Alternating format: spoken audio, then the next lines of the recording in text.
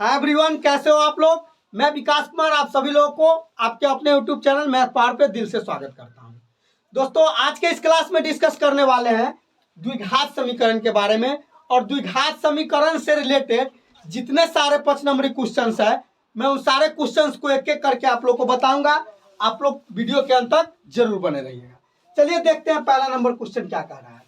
पहला number question कह रहा है दो संख्याओं का योग 15 है, यदि उनके व्युत्क्रम का योग 3/10 है तो संख्या ज्ञात करें। देखिए, दो संख्या का योग दिया हुआ है तो हम क्या करेंगे, सबसे पहले माना कि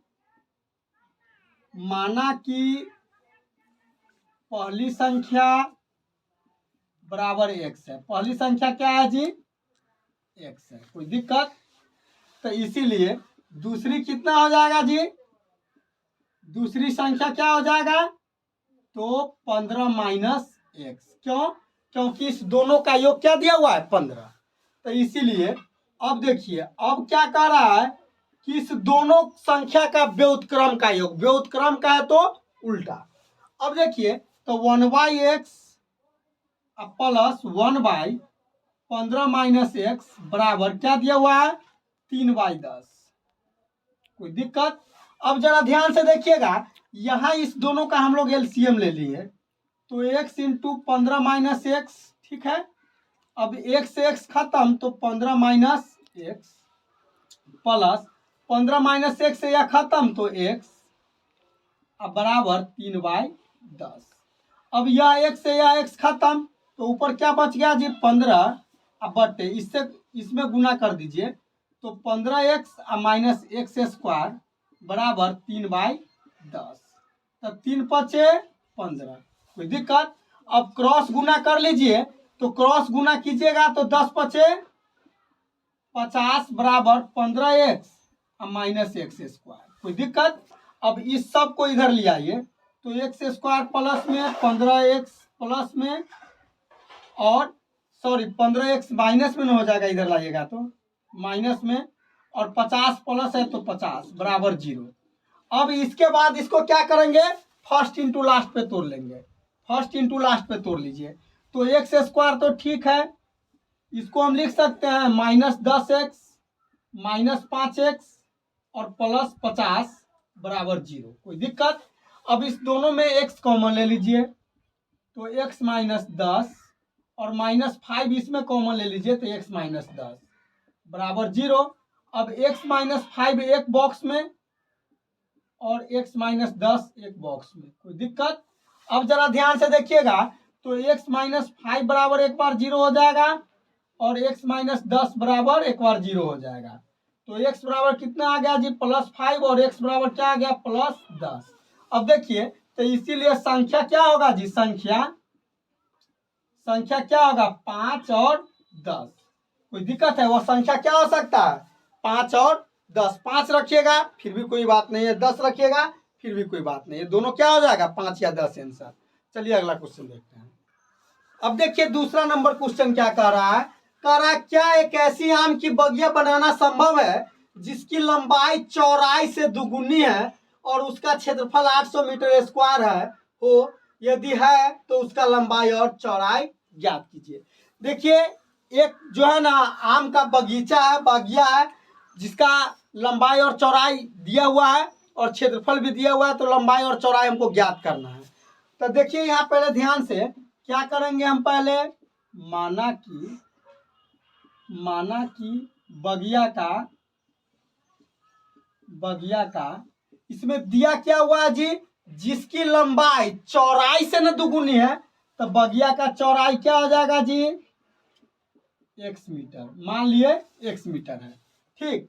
तो इसीलिए लंबाई क्या हो जाएगा जी, लंबाई जो है चौड़ाई का दुगुना है, ठीक है। और इस बगिया का क्षेत्रफल क्या दिया हुआ है, बगिया का क्षेत्रफल क्या दिया हुआ है जी, 800 मीटर स्क्वायर। तो देखिए, तो या तो यह वर्गाकार होगा या आयताकार होगा। वर्ग रहे तो यह भुजा गुने भुजा, मतलब लंबाई गुने चौड़ाई, तो उसमें लंबाई और चौड़ाई तो इक्वल ही होता है।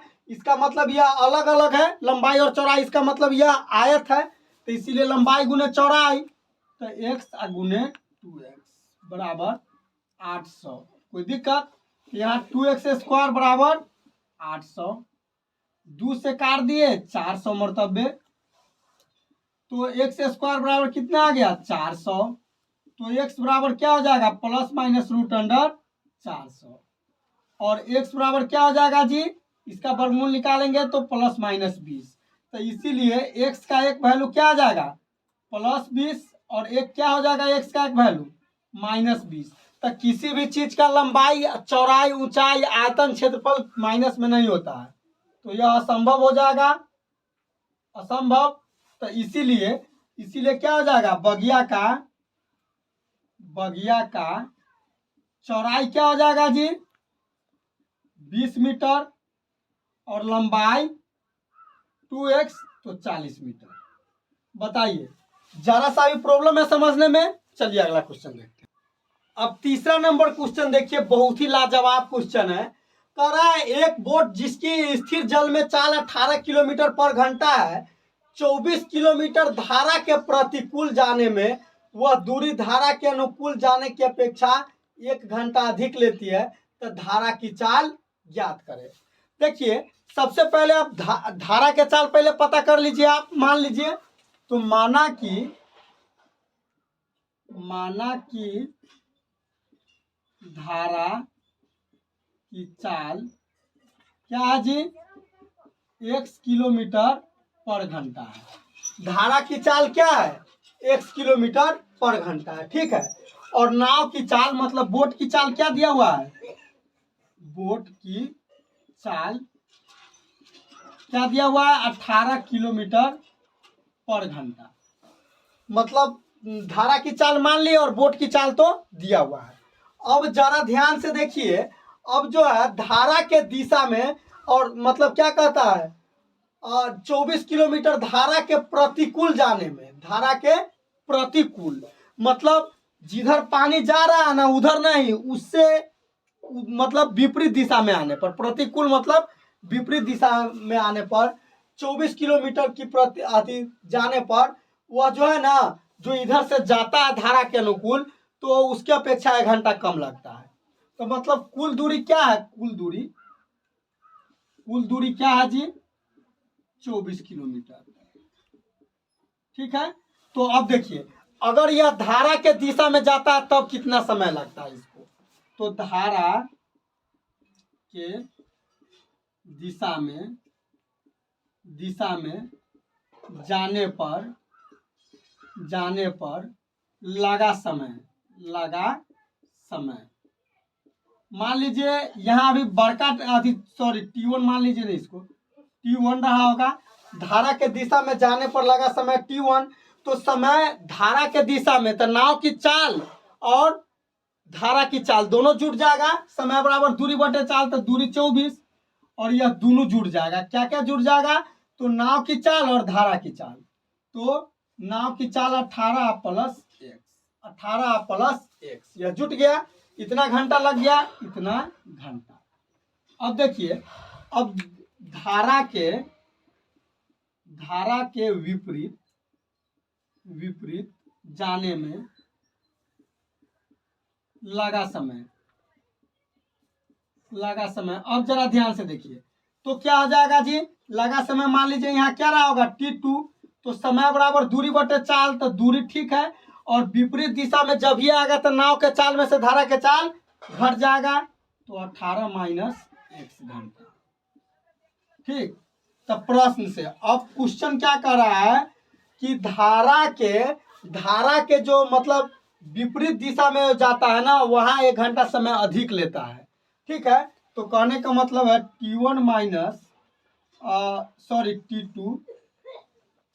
T2 माइनस T1 बराबर 1 आवर, तो मतलब T2 क्या हो गया जी 24 बटे 18 माइनस x, और माइनस T1 क्या है जी 24 बटे 18 प्लस x बराबर 1, ठीक है।